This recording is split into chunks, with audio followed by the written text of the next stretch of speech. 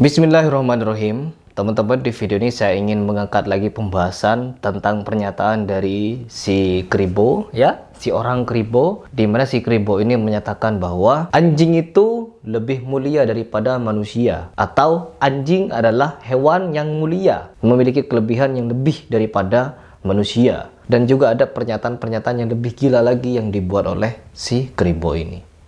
Anjing itu haram ya? Disinilah kembali saya bilang, anjing itu makhluk yang mulia lagi, saya bilang.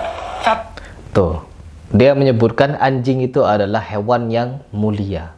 Mulai kapan anjing jadi hewan yang mulia? Ya, mulai kapan? Oke, kita selesaikan dulu dia bicara, baru nanti kita akan tanggapi secara langsung.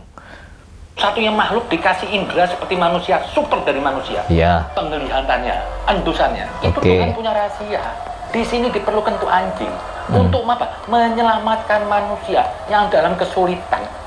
Jadi kalau ada umat Islam yang anti sama anjing, itu agamanya Messi, ya kalahlah sama anjing.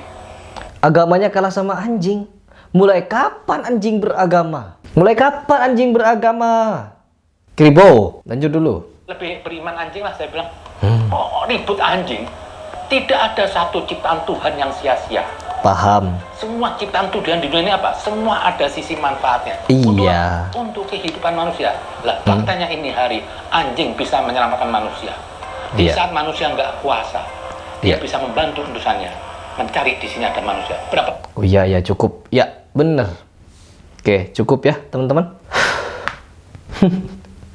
Memang benar ya, ini berbicara tentang kejadian di Turki yang ada gempa, di mana di situ tenaga anjing atau endusan anjing dimanfaatkan untuk mencari korban-korban yang tertimpa reruntuhan dan lain sebagainya. Tapi di sini dia menyatakan bahwa anjing adalah hewan yang mulia, itu yang pertama. Terus yang kedua, anjing lebih beragama daripada manusia, lebih beriman daripada manusia, katanya. Ini justru pernyataan-pernyataan yang mengandung syubhat, di mana dia mulai mau membenarkan agar kita menghalalkan memelihara anjing, sedangkan sudah sangat jelas semua imam, seluruh imam mazhab itu mengharamkan memelihara anjing apabila hanya untuk peliharaan saja. Tapi apabila untuk digunakan, ya, menggembala domba, untuk menjaga hewan ternak, menjaga rumah, maka itu dibolehkan. Dibolehkan, bukan dipelihara untuk dijadikan teman, ya. Ya, tidur bareng sama anjing gitu kan. Itu tidak boleh, ya, ngelus-ngelus anjing kecuali hanya di kepalanya, ya, kecuali di kepalanya.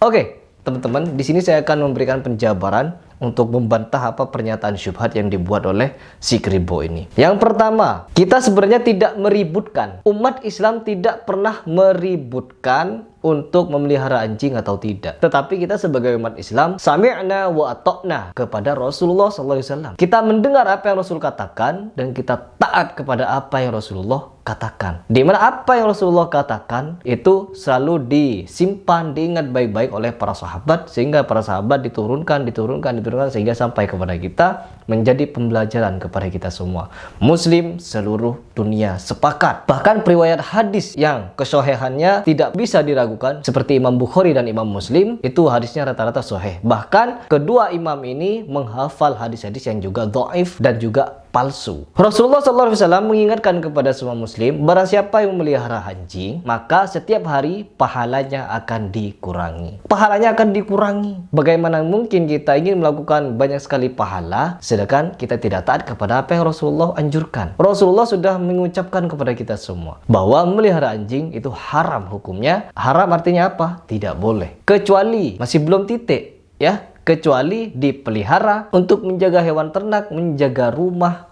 dan untuk berburu. Terkhusus juga kepada orang-orang yang memelihara anjing untuk mencari korban-korban yang terkena bencana seperti longsor, seperti gempa, banjir, dan lain sebagainya. Dicari melalui endusan anjing. Itu boleh, dibolehkan. Kenapa? Untuk kemaslahatan umat. Tapi apabila dipelihara untuk sekedar hobi, karena suka anjing dan lain sebagainya, ketahuilah kenapa anjing itu diharamkan, kenapa anjing itu tidak diperbolehkan untuk dipelihara sebagai teman kita. Karena di dalam liur anjing ada bakteri, di mana ketika ketika anjing itu menjilat suatu benda, bejana atau tempat kita makan dan minum, itu harus dicuci sampai bersih, bahkan menggunakan tanah juga. Ketika kita dijilat anjing, ya dijilat tangan kita, ini tangan ini, kelihatan kan tangan kita dijilat oleh anjing, kita harus membersihkan tangan itu dengan 7 basuhan air, serta di basuhan ke-8 menggunakan tanah. Agar apa? Si bakteri atau apa yang ada di liur anjing itu bisa benar-benar hilang. Seperti itu. Ya,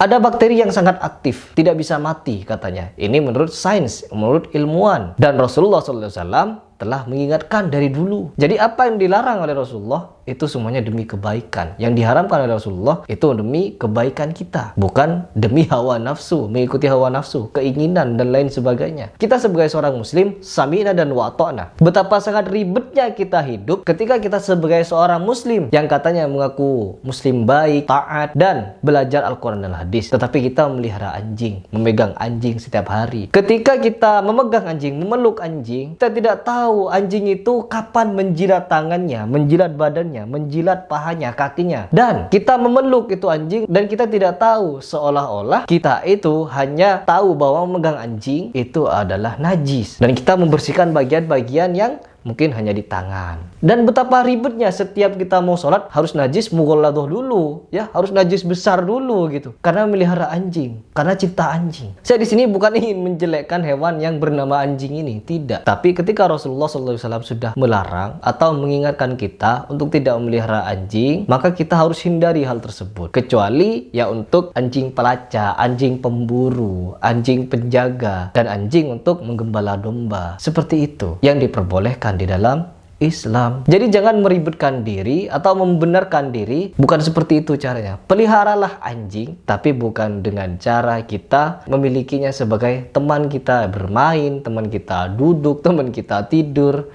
No, memang benar di dunia ini seperti yang saya sampaikan di video kemarin, tidak semua orang bisa kita suruh untuk taat, tidak bisa. Kita taat, kita menginginkan semua orang taat gitu, bertakwa, tidak akan bisa. Karena apa? Memang dari dulu Rasulullah SAW sudah berdakwah untuk mengingatkan semua orang untuk taat, bertakwa kepada Allah SWT. Tapi ada yang beriman, ada juga yang tidak beriman. Bahkan ada yang di tengah-tengah itu, yaitu munafik. Ada. Bahkan sampai sekarang, orang yang beriman, orang yang tidak beriman, bahkan orang yang munafik pun ada sekarang. Jadi ketika ada orang yang tidak ingin mengikuti perintah Rasulullah, ketika sudah diharamkan memelihara anjing, tapi dia memelihara anjing, mencontohkan kepada kita semua, mencium anjing, memelihara anjing, ngelus anjing, meluk-meluk, dan lain sebagainya, ketahuilah bahwa dia agamanya mungkin masih setengah-setengah. Jadi kita wajib untuk mengingatkannya. Mungkin dia ketika di posisi itu masih mendengar bisikan-bisikan ke dalam hatinya bahwa memelihara anjing itu ada kebaikannya. Karena anjingnya lucu, anjingnya nutut, anjingnya nurut, dan beberapa hal lainnya. Ketahuilah bahwa melalui hal-hal kecil seperti itu, Rasulullah SAW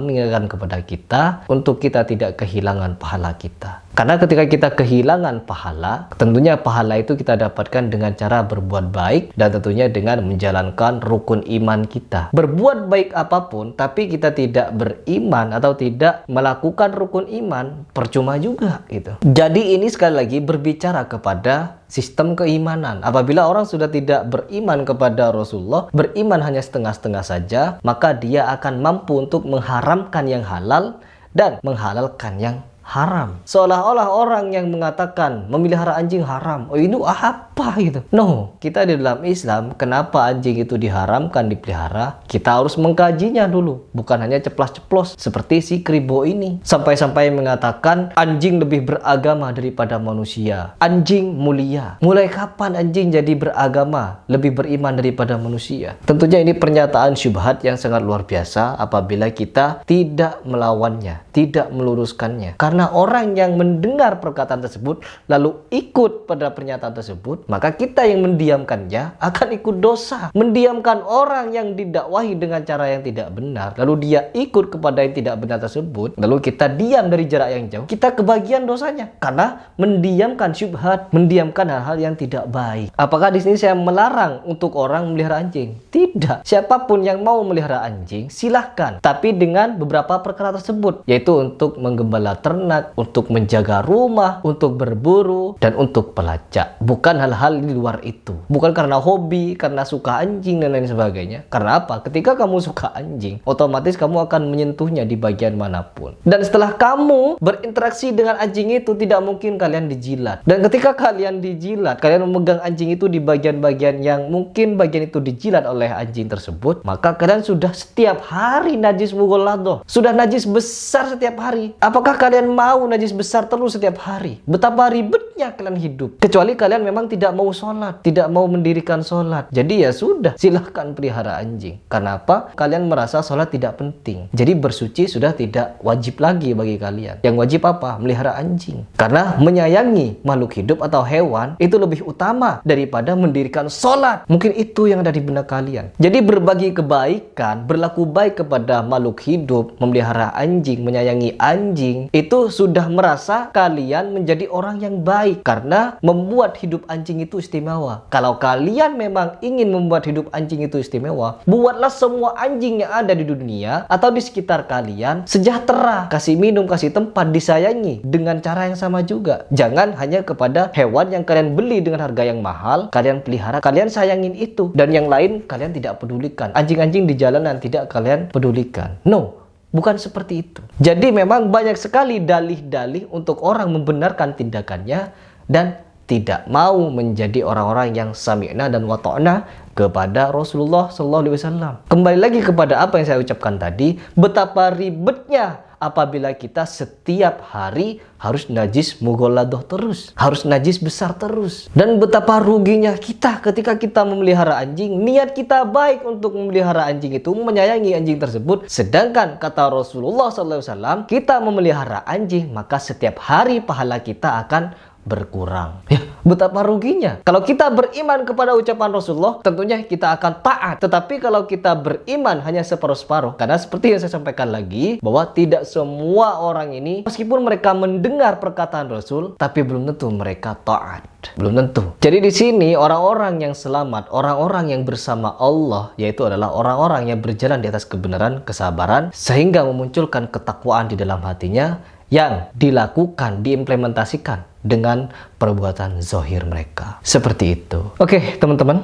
Mungkin itu saja yang ingin saya sampaikan untuk menentang atau melawan syubhat yang mau disebarkan oleh orang-orang yang tidak bertanggung jawab, tidak berpedoman kepada Al-Quran dan Hadis, mengikuti hawa nafsunya, membenarkan dirinya sendiri, hanya mengikuti hawa nafsunya tanpa mengutip pesan dari Rasulullah SAW. Bahkan banyak sekali syubhat yang disebar oleh si Kribo ini mengenai Rasul, mengenai Islam, dan tentunya mengenai Allah Subhanahu wa Ta'ala. Jadi semoga kita sebagai seorang muslim yang mengaku baik, yang mengaku ingin berbagi kebaikan, tentunya ketika kita mendengar orang yang dengan secara sengaja menyampaikan syubhat di depan umum, apalagi secara konten di video, untuk mengajak orang ikut kepadanya, sedangkan pemahamannya melenceng dari syariat, melenceng dari apa yang disampaikan oleh Rasulullah beserta Al-Quran, maka yakinlah ketika kita diam melihat penyimpangan itu, melihat penyelewengan itu, maka kita sudah lebih berdosa daripada orang-orang yang ikut kepadanya. Karena apa?